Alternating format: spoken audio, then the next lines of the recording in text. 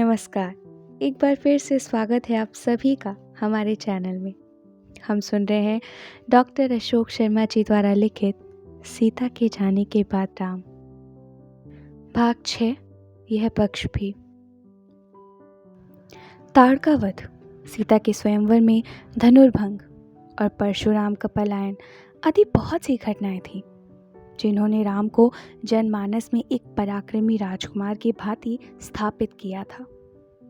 उधर पत्थर बनी अहिल्या के सामान्यीकरण, नदी के पार उतारने के लिए केवट से उनका व्यवहार, अति साधारण भील स्त्री के झूठे भेड़ खा लेना पर उसकी भावनाओं को चोट नहीं पहुंचाना आदि वे घटनाएं थीं जिनके कारण वे लोगों के दिलों पर राज करने लगे थे।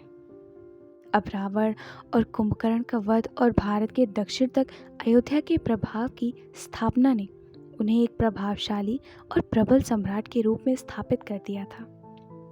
इतने लंबे समय में राम ने परिस्थितियों के बहुत से उतार चढ़ाव देखे थे, कष्ट उठाए और युद्ध लड़े थे। उन्होंने कभी भी हार का सामना नहीं किया था, किंतु सीता के जाने के बाद उन्हें लगा था जैसे वे सब कुछ हार गए थे। जिन राम ने जीवन में कभी धैर्य नहीं खोया, उन्हें धैर्य टूटता सा लगा था।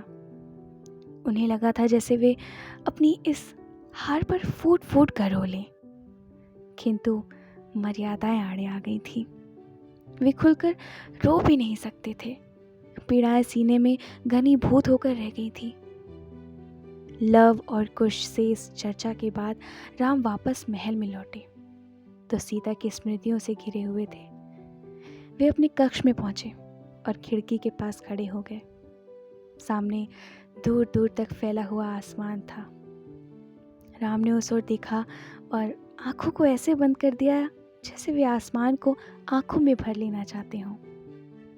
वर्षों बाद मिले थे तुम, तब कितना कुछ कहना सुनना था, लेकिन ऐसा क्यों होता है?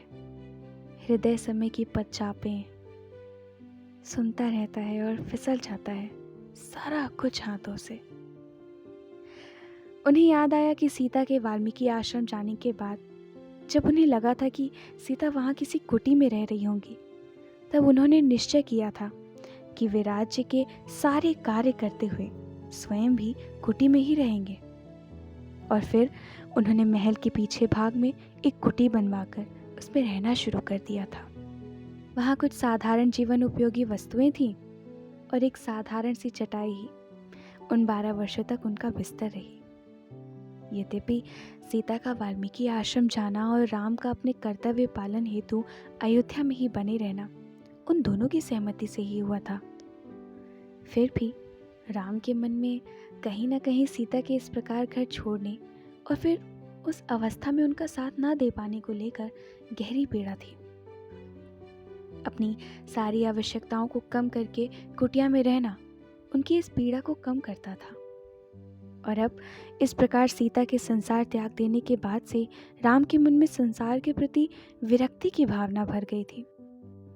यद्यपि जिम्मेदारियां उन्हें सब कुछ छोड़कर वैराग्य नहीं लेने दे रही थी, किंतु फिर भी यह भावना उनकी बातों और व्यवहार से बार बार सामने आ जाती थी।